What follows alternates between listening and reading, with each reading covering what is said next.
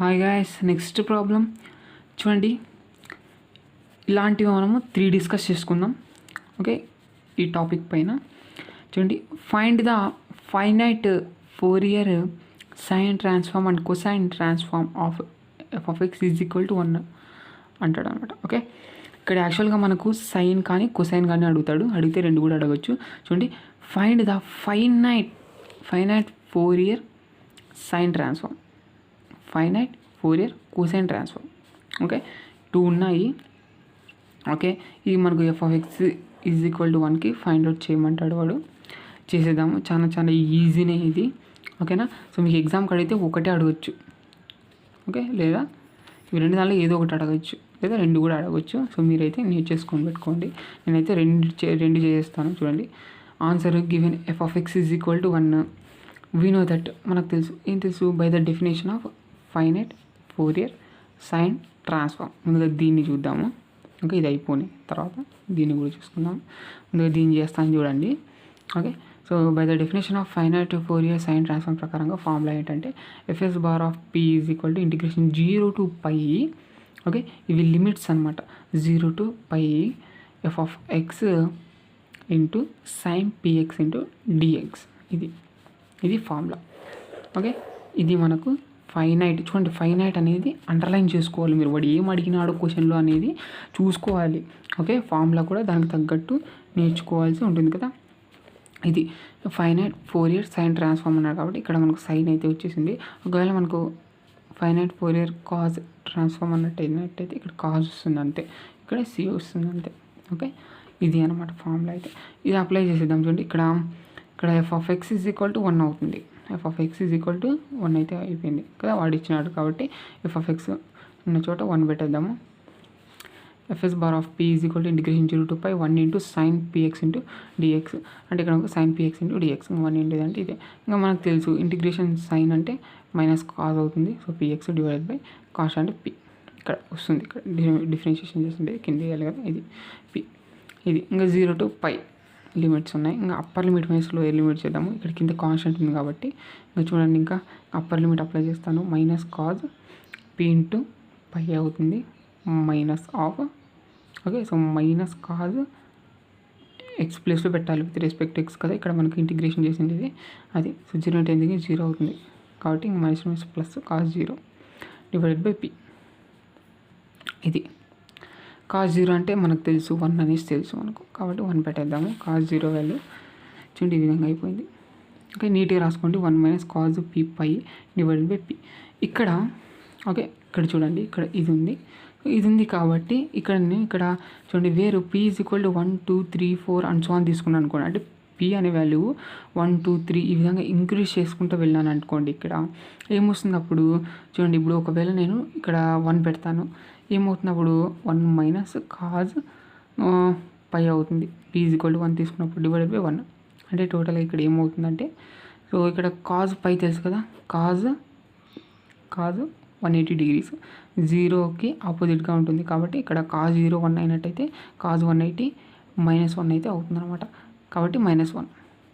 Okay, ఇది ఈ విధంగా వస్తుంది. ఒకవేళ మనము p అనేది 2 తీసుకున్నట్టయితే ఈ విధంగా అవుతుంది. 1 మైనస్ కాజ్ 2π అంటే మనకు ఇక్కడికి వస్తుంది. 2π అంటే 360 degrees కాబట్టి ఇక్కడికి వస్తుంది. మరి అంటే కాజ్ 0 ఎంత అయితే ఉంటుందో కాజ్ 360 కూడా అంతే ఉంటుంది. ఓకే, అది అనమాట. కాబట్టి ఇక్కడ చూడండి, ఇక్కడ ఏ విధంగా అవుతుంది అప్పుడు ఏమవుతుంది, కాజ్ 360 అంటే 1 అయిపోతుంది కాబట్టి 1 అయిపోయింది అనమాట. అది ఎప్పుడు p = 2 తీసుకున్నప్పుడు.